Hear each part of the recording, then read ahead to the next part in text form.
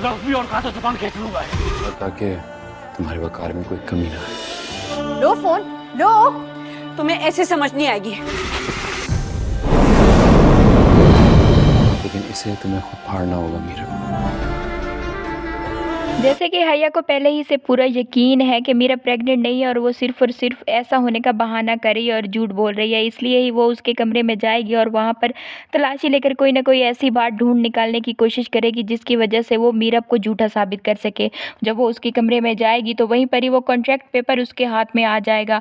इधर ही फीना आकर मीरब को बताएगी कि वो उसके कमरे में गई, उसके कमरे की तलाशी लेकर कोई चीज़ ढूंढने की कोशिश करी है। मीरब जब आएगी तो तभी वो कॉन्ट्रैक्ट पेपर लेकर वहाँ से जा रही होगी और वो घर में बहुत ही ज़्यादा ड्रामा खड़ा कर देगी और मीरब को लाकर सबके सामने खड़ा कर देगी और वो कॉन्ट्रैक्ट पेपर पढ़कर सुना देगी, जिस पर मीरब की बहुत ही इंसल्ट होने वाली है। निकाह वाले दिन क्या मुर्तसिम से ये तमाम शराइत मनवा रही थी तो वहीं पर ही उसका बाप वकास भी उसकी बहुत ही बेइज्जती करेगा। मीरब कुछ भी नहीं बोलेगी। वहीं पर ही मुर्तसिम आ जाएगा तो हया और भी घटिया इल्ज़ामात लगाएगी कि जब तुम दोनों के दरमियान कोई रिलेशन ही नहीं है तो फिर हया का बच्चा आखिर किसका है।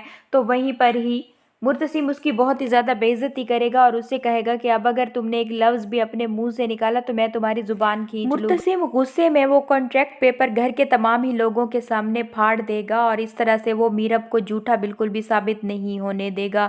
तभी कमरे में आने के बाद वो अपना ही फाड़ा हुआ पेपर दोबारा से जोड़ देगा और वो पेपर वो मीरब के हवाले करेगा और वो उससे कहेगा कि इस पेपर को फाड़ने का हक सिर्फ़ और सिर्फ तुम्हें हासिल है और ये पेपर खुद तुम एक दिन अपने हाथों से फाड़ोगी, क्योंकि जब तक ये पेपर रहेगा तो हमारे दरमियान एक दीवार हाइल रहेगी और एक दिन तुम ये पेपर खुद अपने हाथों से मीरब फाड़ोगी। के सामने जब वो पेपर आएगा तो वो ये सोच रही होगी कि मुर्तसिम आखिर उससे इतनी मोहब्बत क्यों करता है कि वो उसके लिए सभी के सामने डट कर खड़ा हो जाता है। और ये बात हया से तो बिल्कुल भी बर्दाश्त नहीं होती, ख़ास तौर पर अब जबकि उसको पता चला है कि मीरब मुर्तसिम के बच्चे की माँ बनने वाली है।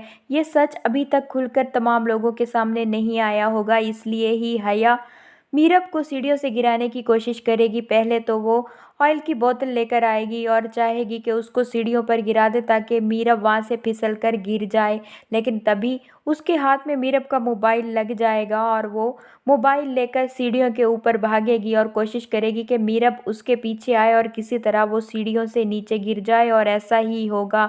मीरब अपना मोबाइल उससे छीनने के लिए जब सीढ़ियों की तरफ जाएगी तो वहीं पर ही वो नीचे गिर जाएगी और हया को लगेगा कि ऐसा करके शायद वो कामयाब हो गई है और अब तो मीरब का बच्चा ज़िंदा नहीं रहने वाला। असल में तो ऐसा कुछ होता भी नहीं है।